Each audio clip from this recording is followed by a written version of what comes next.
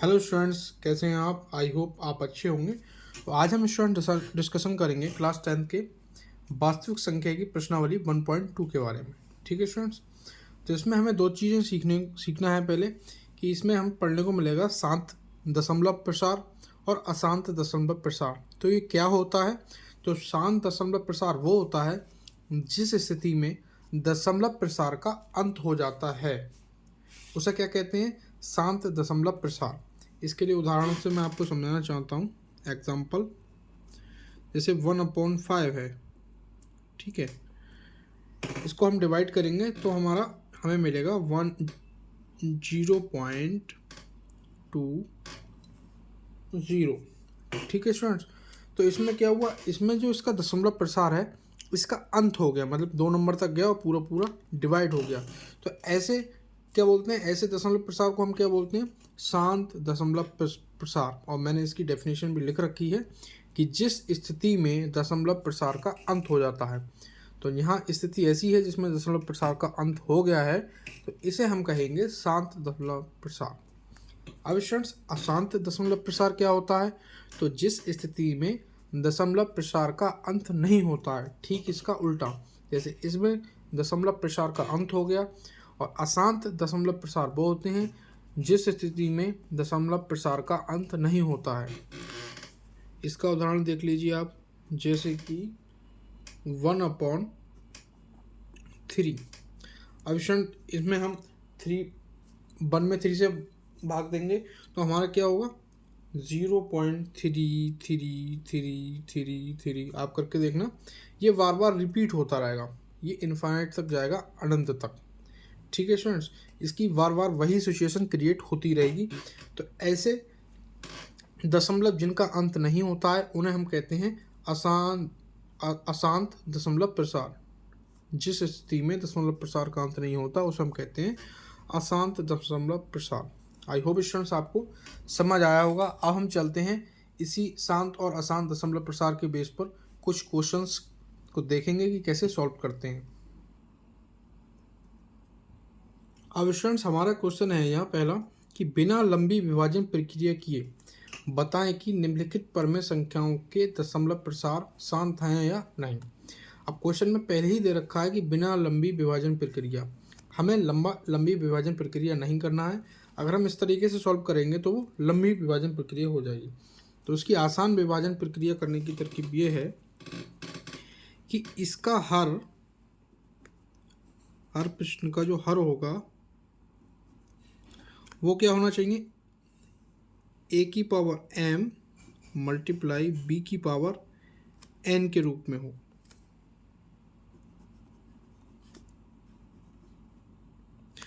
अगर हर प्रश्न का हर नीचे वाला पार्ट a की पावर m और b की पावर n के रूप में हो तो वो क्या होगा? शांत प्रसार। और जिसका हर a की पावर m मल्टीप्लाई b की पावर n के रूप में नहीं है वो हो जाएगा अशांत प्रसार। ठीक है स्टूडेंट्स, आई होप आपको समझ आया होगा। अब मैं पहले क्वेश्चन से आपको समझाने की कोशिश करता हूँ। तो पहला क्वेश्चन हम ले लेते हैं 11/125। ठीक है स्टूडेंट्स, तो इसे हम कुछ इस रूप में लिख सकते हैं 11/5 मल्टीप्लाई 5। ठीक है स्टूडेंट्स, तो ये हो जाएगा 11/5 की पावर 3। ठीक है। अब स्टूडेंट्स, क्योंकि ये इस रूप में नहीं हो रहा है तो इस रूप में हम कैसे कर सकते हैं इसे? हम जानते हैं किसी की पावर अगर 0 हो तो उसकी वैल्यू 1 होती है। तो इसे स्टूडेंट्स हम कुछ इस तरह से लिख सकते हैं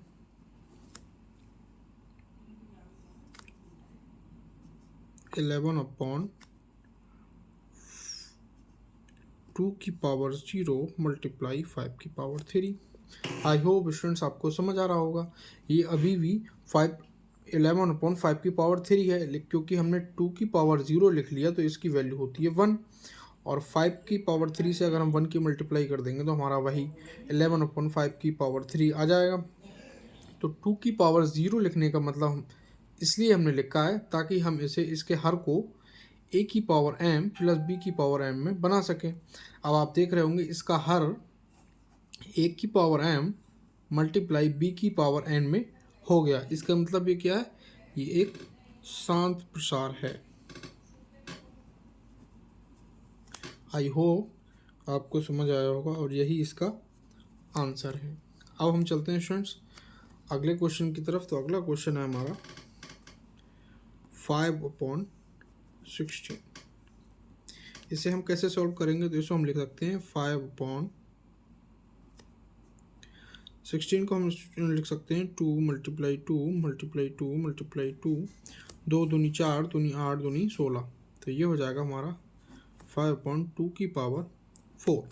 ठीक है स्टूडेंट, तो ठीक इसे भी हम ऐसे ही करेंगे 5/2 की पावर 0 × 2 की पावर 4। जहाँ 2 की पावर 0 की वैल्यू क्या होती है, 1 होती है। किसी की पावर भी अगर किसी नंबर की पावर 0 है तो उसकी वैल्यू 1 होती है। तो हमने 2 की पावर 0 लिख लिया और 2 की पावर 4। तो स्टूडेंट्स ये हमारा किस में हो गया, इसका हर a की पावर m मल्टीप्लाई b की पावर n की फॉर्म में। तो यही हमारा आंसर हो गया। और इसकी कैसी प्रकृति है, ये है शांत प्रसार।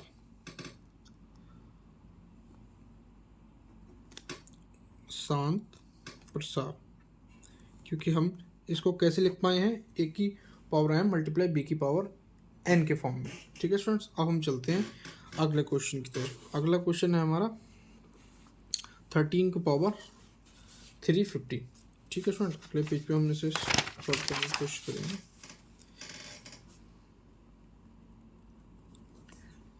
थर्टीन की पावर 13/350। तो स्टूडेंट इसे हम कैसे लिख सकते हैं, 13/2 मल्टीप्लाई 5 मल्टीप्लाई 5 मल्टीप्लाई 7। ठीक है स्टूडेंट्स, तो 2 पंजे 10, 10 पंजे 50 और 50 सत्ते 350। ठीक है स्टूडेंट्स, तो इसे हम कैसे लिखेंगे a की पावर n के रूप में, आइए देखते हैं। इसे देखते हैं a की पावर n मल्टीप्लाई b की पावर n की फॉर्म में से लिख सकते हैं या नहीं। अगर ये लिखा जा सकता है तो ये शांत प्रसार है, और नहीं लिखा जा सकता उस फॉर्म में तो ये अशांत प्रसार है। तो स्टूडेंट्स इसे हो जाएगा हमारा 13 और ये हो जाएगा हमारा 2 की पावर 1। इसे लिख सकते हैं 5 की पावर 2 इन दोनों को, और ये हो सकता है 7। तो यहाँ 3 वेरिएबल हैं, 3 अलग अलग नंबर हैं, तो इसको हम a की पावर m मल्टीप्लाई b की पावर n के रूप में नहीं लिख सकते। इसलिए हम लिख सकते हैं 13/350 का दशमलव प्रसार क्या है, अशांत है, अशांत है। तो यही इसका आंसर हो गया। ठीक है स्टूडेंट्स, अब हम चलते हैं अगले क्वेश्चन की तरफ। अगला क्वेश्चन है हमारा 17/1200। ठीक है, 1200। तो ये हम ऐसे ही लिख लेंगे, और इसको हम लिख सकते हैं 2 × 2 × 2। इसके आप फैक्टर भी निकाल सकते हैं अगर आप नहीं कर पाए, बड़ा कोई नंबर है। मुझे प्रैक्टिस है तो मैं इसको कर पा रहा हूँ। मल्टीप्लाई क्या हो जाएगा, 2 दूनी 4, दूनी 8, दूनी 16, पंजे 3। ये स्टूडेंट्स इसके फैक्टर होंगे। तो इसको हम, इसके जो हमने गुणनफल निकाले हैं, इसको हम शॉर्ट फॉर्म में कैसे लिख सकते हैं। 2 कितनी बार रिपीट हुआ है, 4 बार। तो यहाँ लिख सकते हैं हम 2 की पावर 4। 5 हुआ है 2 टाइम रिपीट, तो 5 को लिख सकते हैं 5 की पावर 2 और मल्टीप्लाई 3 की पावर 1। तो स्टूडेंट यहाँ भी 3 डिफरेंट नंबर हैं, और हमें चाहिए 2 नंबर। हमारे पास होने चाहिए 2 नंबर जिसको हम लिख सकें a की पावर m मल्टीप्लाई b की पावर n के रूप में, तब तो होता है वो शांत प्रसार। यहाँ 3 अलग अलग नंबर हैं, तो यहाँ वो सिचुएशन फिट नहीं हो सकती। तो ये स्टूडेंट्स क्या है हमारा ये हमारा एक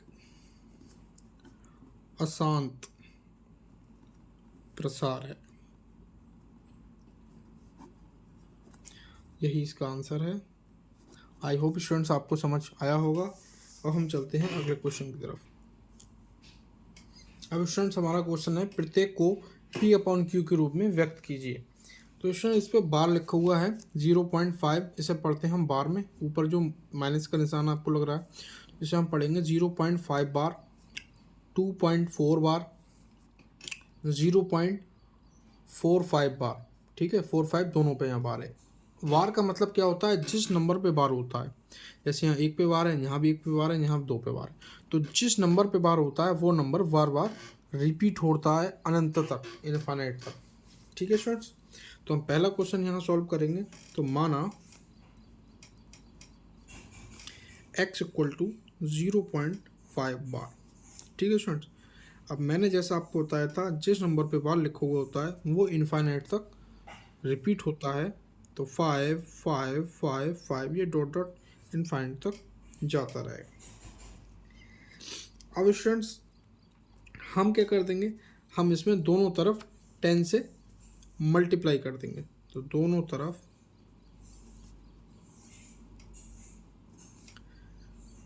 10 से 10 से गुणा करने पर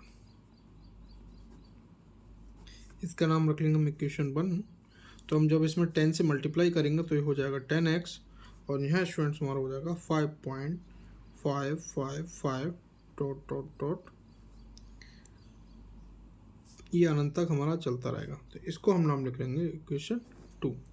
आई होप स्टूडेंट्स आपको समझ आया होगा कि इस जो क्वेश्चन था इसको हमने x मान लिया, और मैंने बताया था जिस नंबर बार होता है वो नंबर बार बार रिपीट होता है।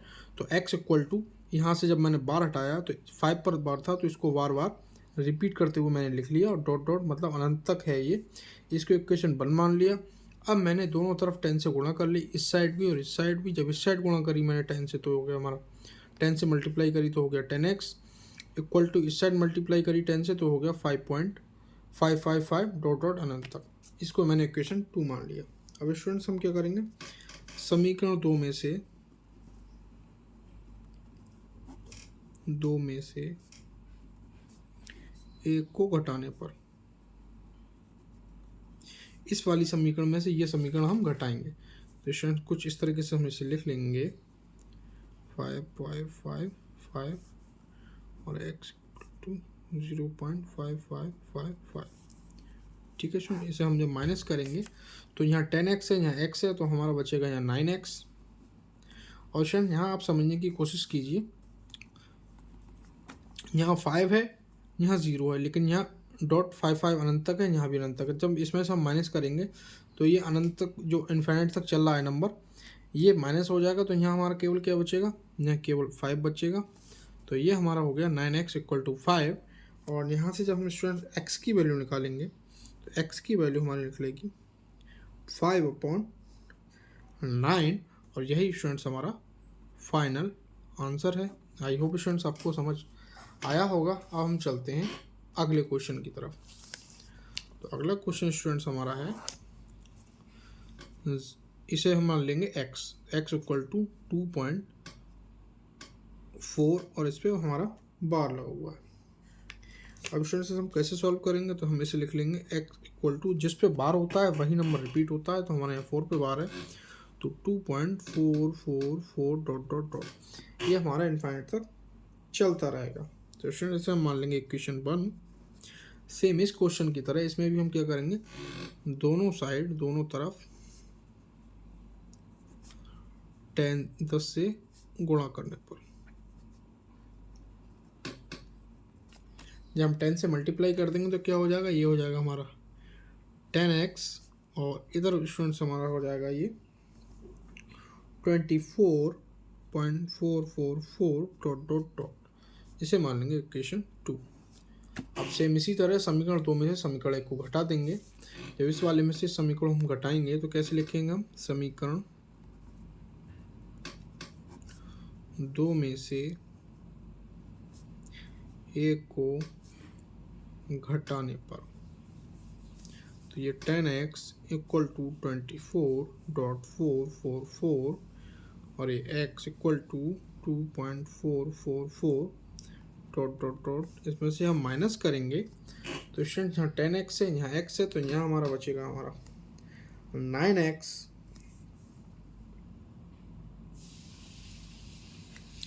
और स्टूडेंट्स यहाँ हमारा कितना बचेगा, यहाँ हमारा बचेगा, यहाँ 24 है, यहाँ 2 है, डॉट डॉट 4 और डॉट डॉट 4 है। जब इसमें से हम ये माइनस करेंगे तो जो इन्फाइनाइट तक नंबर चल रहे हैं वो माइनस हो जाएंगे, और 24 में से जब हमारा 2 जाएगा तो यहाँ बचेगा हमारा 22। तो ये हमारा हो गया 9x इक्वल टू 22, और जब हम यहाँ से x की वैल्यू निकालेंगे तो x इक्वल टू 22/9, और यही हमारा फाइनल आंसर हो गया। आई होप स्टूडेंट्स आपको समझ आया होगा। अब हम चलते हैं अगले क्वेश्चन की तरफ। तो अगला क्वेश्चन स्टूडेंट्स अगर नोट करना चाहें, स्क्रीनशॉट लेना चाहें, ले सकते हैं। चैनल पर नए हैं, अगर आपने चैनल सब्सक्राइब नहीं किया है तो चैनल को सब्सक्राइब कर लीजिए। और मैं 10th क्लास से रिलेटेड सारे वीडियोस इस पर अपलोड करने वाला हूँ, बहुत अच्छे से कोशिश करूँगा और अच्छे से आप लोगों को समझा सकूँ। अब हम डिस्कशन करेंगे 0.45 बार पे। ये स्टूडेंट्स हमारा थर्ड क्वेश्चन है। 0.45 तो बार लो, ठीक है स्टूडेंट। तो इसे हम क्या मान लेंगे, इसे भी हम x मान लेंगे, x इक्वल टू 0.45 वाट, ठीक है स्टूडेंट्स। अब इसमें 45 है, 2 नंबर है, तो इसमें रिपीट होगा यही 0.454545 डॉट डॉट डॉट, ठीक है स्टूडेंट्स। तो इसे क्या करेंगे, हम इक्वेशन 1 मान लेंगे। अब स्टूडेंट्स अब तक हमने जितने क्वेश्चन इसके बार वाले देखे थे उसमें एक नंबर से बार लगा था, एक नंबर पर बार लगा था, तो उसमें हम क्या कर रहे थे, 10 से मल्टीप्लाई कर रहे थे। इसमें 2 नंबर पे बार है तो इसमें हम क्या करेंगे, दोनों तरफ 100 से मल्टीप्लाई करेंगे। अगर यहाँ 3 नंबर पर बार होता, 3 नंबर बार बार रिपीट होते, तो हम यहाँ 1000 से मल्टीप्लाई करते। अब चूँकि 2 नंबर पर बार है तो हम यहाँ मल्टीप्लाई कितने से करेंगे, दोनों साइड 100 से। तो दोनों तरफ 100 से गुणा करने पर, ठीक है स्टूडेंट्स। जब इस वाली इक्वेशन में 10 से मल्टीप्लाई 100 से मल्टीप्लाई करेंगे तो ये हो जाएगा 100 से इक्वल टू, और यहाँ हमारा हो जाएगा 45.4545, ये हमारा रिपोर्ट होता चलता रहेगा। तो इसका नाम रखेंगे हम इक्वेशन 2। अब स्टूडेंट सेम उसी तरीके से जब हम फिर से क्वेश्चन करेंगे, इक्वेशन 2 में से इक्वेशन 1 को घटा देंगे। तो समीकरण 2 में से एक को घटाने पर, ठीक है स्टूडेंट। तो 100x equal to 45.454545 dot dot dot, और ये होगा हमारा x equal to 0.454545 dot dot dot, इसे हम माइनस कर देंगे तो 100x में से x आएगा तो यहाँ हमारा बचेगा 99x इक्वल टू, ये 4545 अनंत तक जा रहे हैं, यहाँ भी अनंत तक जा रहे हैं, तो ये दोनों माइनस हो जाएंगे एक दूसरे से। यहाँ हमारा बचेगा 45, तो ये हमारा क्योंकि नीचे 0 है तो ये हमारा ऐसे ही बच जाएगा 45, ठीक है स्टूडेंट्स। आई होप आपको समझ आया होगा। अब हमारा फाइनल आ गया 99x इक्वल टू 45। यहाँ से जब हम x की वैल्यू निकालेंगे तो हम इसे लिख लेंगे x इक्वल टू 45/19, ठीक है स्टूडेंट्स। अब इसे क्या करेंगे, 11 की टेबल से ये कट रहा है तो और इसे इजी कर सकते हैं, 11/45 और 11/99। तो x इक्वल टू 5/11, ठीक है स्टूडेंट्स। 45/9, सॉरी स्टूडेंट्स 11 की टेबल से नहीं, ये 9 की टेबल से हमारा कटा है। 9×5 = 45 और 9×9 9×9, ठीक है स्टूडेंट। तो हमारा फाइनल आंसर इसका हो गया x equal to 5/11। I hope आपको समझ आया होगा। अब हम चलते हैं इसके अगले क्वेश्चन की तरफ। तो स्टूडेंट अगला हमारा 4th क्वेश्चन है, इसको मार्क कर लेते हैं। 4th क्वेश्चन स्टूडेंट है हमारा 2.378, ठीक है स्टूडेंट्स। अब इसको हम मान लेंगे, माना x इक्वल टू 2.378 3, 7, 8 और 1। मैंने स्टूडेंट्स आपको बताया था कि जहाँ जितने नंबर पर पार होता है उसी हिसाब से उस इक्वेशन में, उस समीकरण में मल्टीप्लाई की जाती है। तो यहाँ 2 नंबर पर पार था तो यहाँ हमने 100 से मल्टीप्लाई की। इससे पिछले क्वेश्चन में 1 नंबर पर मल्टीप्लाई था तो वहाँ 10 से मल्टीप्लाई की। अब यहाँ 3 नंबर पर बार है तो यहाँ हम कितने से करेंगे, 1000 से मल्टीप्लाई दोनों साइड करेंगे। तो स्टूडेंट्स इसको सरल करके लिख लेंगे।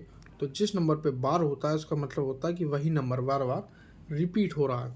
तो ये हम लिख लेंगे 2.378, 2.378 और 378। ठीक है स्टूडेंट्स, इसको मान लेंगे हम समीकरण 1। अब दोनों तरफ 1000 से गुणा करने पर तो स्टूडेंट्स हमारा क्या हो जाएगा, ये हमारा हो जाएगा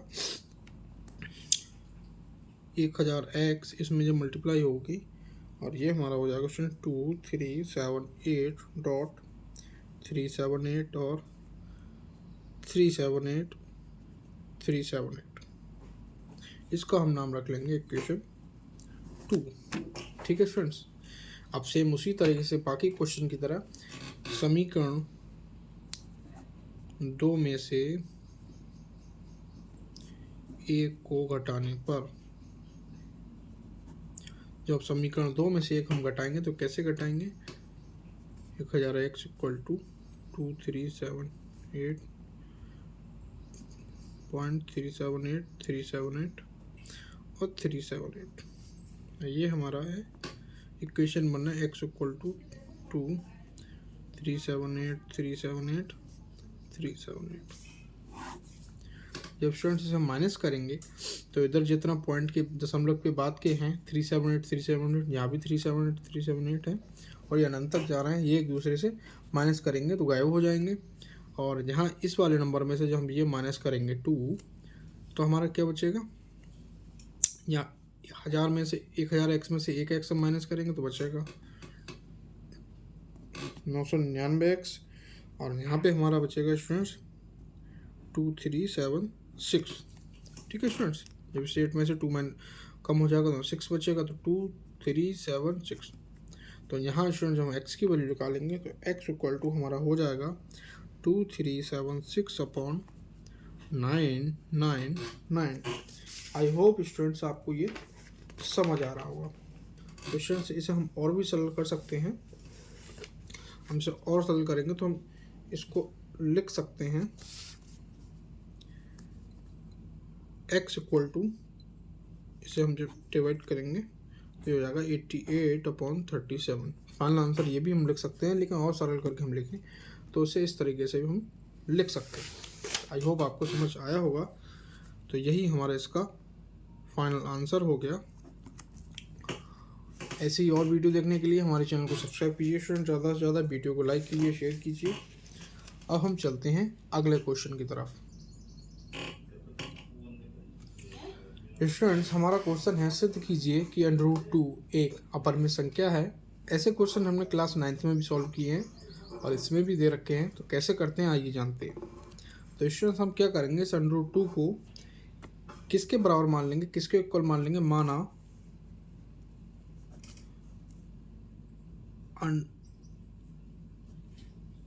√2 इक्वल P/Q। ठीक है फ्रेंड्स, यहाँ हम इसे P/Q की फॉर्म में लिख लेंगे एक परमेय संख्या के रूप में। और इसे हम स्टूडेंट्स क्या करेंगे, यहाँ पे कंडीशन क्या रहती है कि Q नॉट इक्वल 0, मतलब नीचे वाला नंबर जो है कभी 0 नहीं होता। अब आप सोच रहे होंगे √2 को हमने कैसे P/Q की फॉर्म में लिख लिया, क्योंकि ये सिंगल नंबर है, यहाँ इसके अपॉन में Q है, तो हम इसके अपॉन में 1 मान लेंगे, इससे इसकी वैल्यू यही रहेगी और इसे हम P/Q की फॉर्म में भी लिख सकते हैं। अब स्टूडेंट्स हम क्या करेंगे, दोनों तरफ इसका वर्क कर देंगे, दोनों तरफ वर्क करने पर तो ये स्टूडेंट्स हमारा हो जाएगा √2/1 स्क्वायर और P/Q होल स्क्वायर। तो ये स्टूडेंट्स हमारा हो जाएगा, इसे जब हम खोलेंगे 2 की और √2 की मल्टीप्लाई √2 से करेंगे तो हो जाएगा 2 और 1 की 1 से करेंगे तो 1 हो जाएगा, तो उसको लिखने का कोई मतलब नहीं है। अब स्टूडेंट्स यहाँ पे हम क्या करेंगे, जब स्क्वायर इस पर आएगा तो हो जाएगा पी स्क्वायर, और यहाँ से ये हमारा हो जाएगा क्यू स्क्वायर। ठीक है स्टूडेंट्स, आई होप आपको समझ आ रहा होगा। तो ये हमारा क्यू स्क्वायर हमारा इधर आ जाएगा, तो ये हमारा हो जाएगा पी स्क्वायर की जो वैल्यू आएगी वो आएगी 2 क्यू स्क्वायर, क्योंकि क्यू स्क्वायर हम 2 के साथ इधर ले आएंगे। तो इसको हमने पलट के लिख लिया है P square equal to 2 Q square. और यहाँ पे स्टूडेंट्स क्या है, 2 क्यू स्क्वायर 2 से विभाज्य है। ठीक है स्टूडेंट्स, यहाँ पे 2 क्यू स्क्वायर है, 2 से विभाज्य है, और पी स्क्वायर भी 2 से विभाज्य है,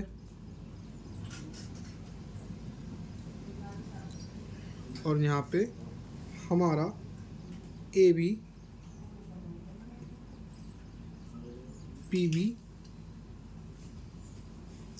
2 से विभाज्य है।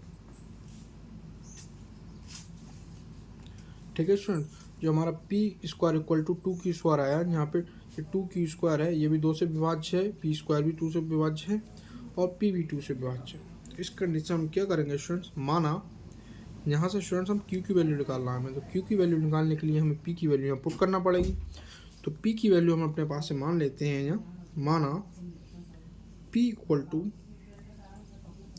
2c, जहाँ c क्या है, एक हमारा पूर्णांक है, c है हमारा एक पूर्णांक। ठीक है स्टूडेंट्स, अब p की वैल्यू क्या करेंगे, हम इसे मान लेंगे इक्वेशन 1, और p की वैल्यू समीकरण 1 में रखने पर हम लिख लेंगे p का मान समीकरण 1 में रखने पर। ठीक है स्टूडेंट्स, तो ये स्टूडेंट्स हमारा क्या हो जाएगा, p का मान हम रखेंगे समीकरण 1 में, तो p का मान है हमारा 2c, तो यहाँ हम इसमें रखेंगे मान, तो हो जाएगा 2c का whole square equal to 2q square. ठीक है स्टूडेंट, आई होप स्टूडेंट्स आपको समझ आया होगा।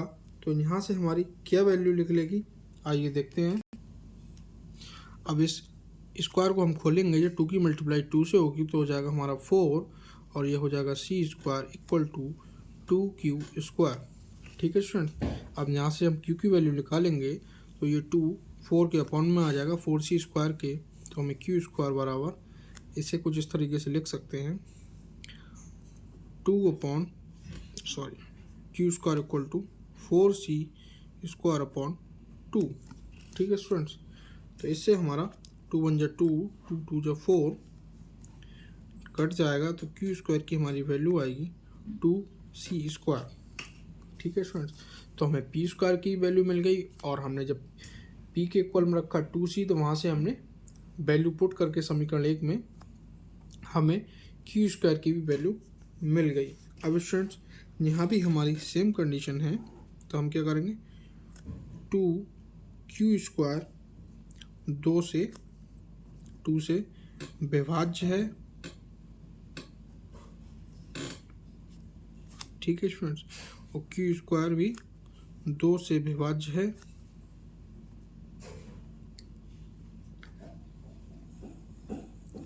और यहाँ पे स्टूडेंट्स हमारा q भी 2 से विभाज्य है।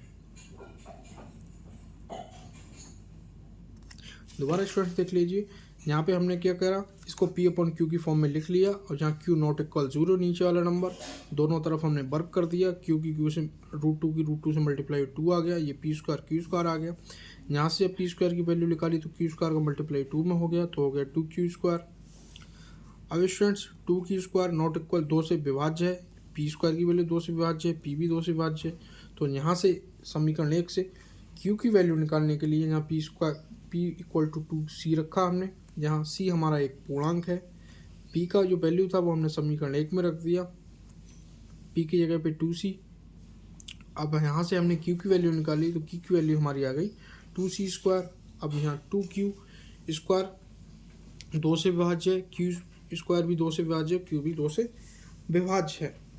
ठीक है स्टूडेंट, तो हम यहाँ लिख सकते हैं p और q दोनों 2 से विभाज्य हैं,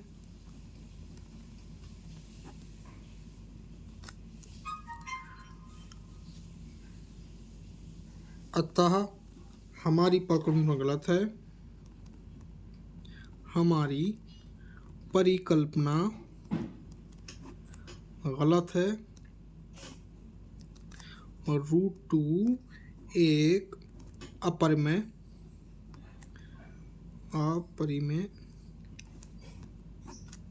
संख्या है। ठीक है स्टूडेंट, और यही हमें सिद्ध करना था, तो प्रूव, यही हमारा फाइनल आंसर हो गया। तो यही हमें सिद्ध करना था कि सिद्ध कीजिए √2 एक अपरिमेय संख्या है, तो हमने सिद्ध कर दिया कि √2 एक अपरिमेय संख्या है। आई होप स्टूडेंट्स आपको समझ आएगा। वीडियो को ज़्यादा से ज़्यादा लाइक कीजिए, शेयर कीजिए, कमेंट बॉक्स में बताइए आपको कैसा लगा वीडियो। Thanks for watching.